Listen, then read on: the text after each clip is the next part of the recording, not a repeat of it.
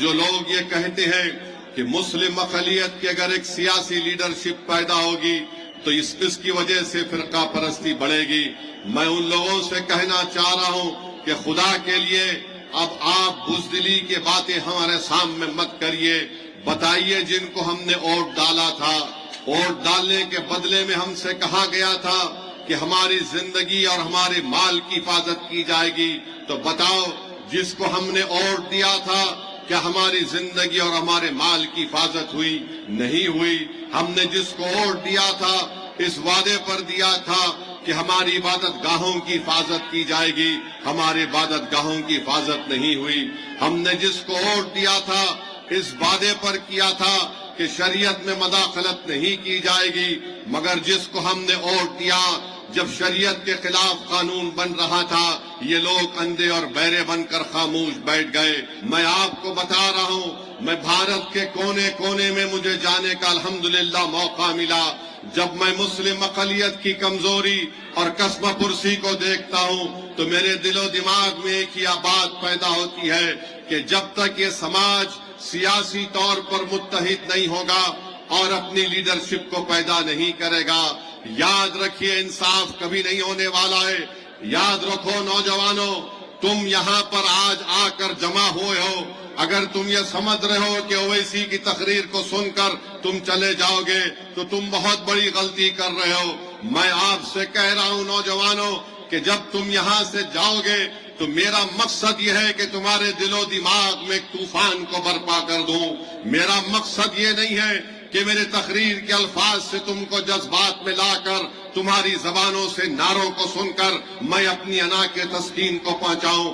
میرا مقصد یہی ہے اور میری کامیابی یہی ہوگی کہ جب یہاں سے جو آج یہاں پر ہیں، جو میرے الفاظ کو سن رہے ہیں اور جہاں تک اللہ میرے الفاظ ان تک پہنچا رہا ہے، میرا مقصد ایک ہی ہے کہ تمہاری زندگیوں میں ہلچل پیدا ہو جائے، تمہاری سوچ اور فکر میں تبدیلی پیدا ہو جائے، تمہارے جسم کا رونگٹا تم سے پکار کر کہے کہ یہ وقت خاموش بیٹھنے کا نہیں ہے، یہ وقت متحد ہونے کا ہے، یہ وقت عصبیت کے نام پر انتشار کی کیفیت کو پیدا کرنے کا نہیں ہے۔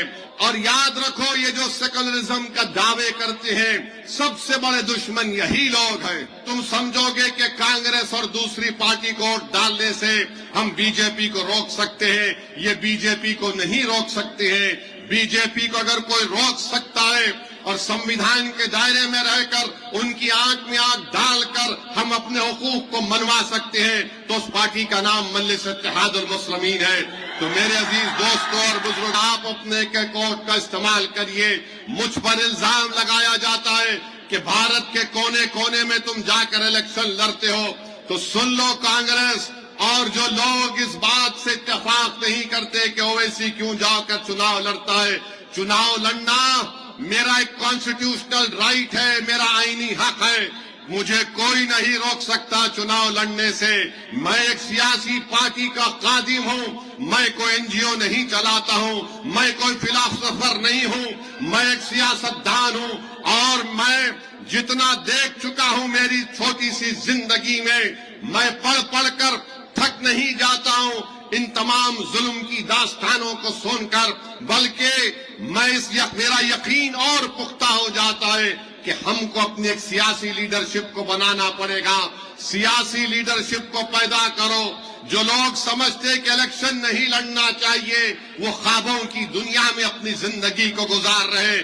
تم اگر ووٹ استعمال کرو گے، اپنے لیے استعمال کرو، اپنے روشن مستقبل کے لیے استعمال کرو، اپنی ایک سیاسی لیڈرشپ کو مضبوط بنانے کے لیے استعمال کرو، تو یاد رکھو ہو سکتا ہے کہ میں زندہ نہ رہوں مگر آنے والی نسلیں پکار کر کہیں گی کہ فلاں تاریخ کو ایک دیوانہ آیا تھا اور یہ دیوانہ آ کر ہم سے چیخ مار کر کہہ رہا تھا کہ اٹھو، یہ وقت بیٹھنے کا نہیں ہے، یہ وقت کھڑے رہنے کا ہے۔ میں یہ بات کھل کر کہہ رہا ہوں کہ اسد الدین اویسی میں بہت سے عیب ہیں، میں کوئی فرشتہ ہونے کا دعویٰ تو نہیں کر رہا ہوں، مگر ایک بات کا یقین دلا کے جا رہا ہوں جب تک پروردگار عالم مجھے زندہ رکھے گا میں آپ کے حقوق کی لڑائی لڑتا رہوں گا. میں ہر اس طوفان کے آگے سینہ تان کر کھڑا ہو جاؤں گا. میں طوفانوں سے ڈرنے والوں کا نام مجلس اتحاد المسلمین نہیں ہے. آسمان سے بارش گرے گا تو ہم اپنے پینچے اٹھا کر بھاگنے والے نہیں ہیں. ظالموں کی صفوں کو دیکھیں گے تو پیٹھ نہیں دکھائیں گے. سینہ تان کر جمہوریت کے دائرے میں ٹھہر کر ان سے مقابلہ کریں گے. یاد رکھو اب ڈرنے کا وقت نہیں ہے. اب یہ وقت اٹھنے کا ہے اور اپنے ووٹ کو اپنی پارٹی کے لیے استعمال کرنے کا ہے. میرے عزیز دوستوں اور بزرگوں، متحد رہو، اپنے ووٹ کا استعمال کرو.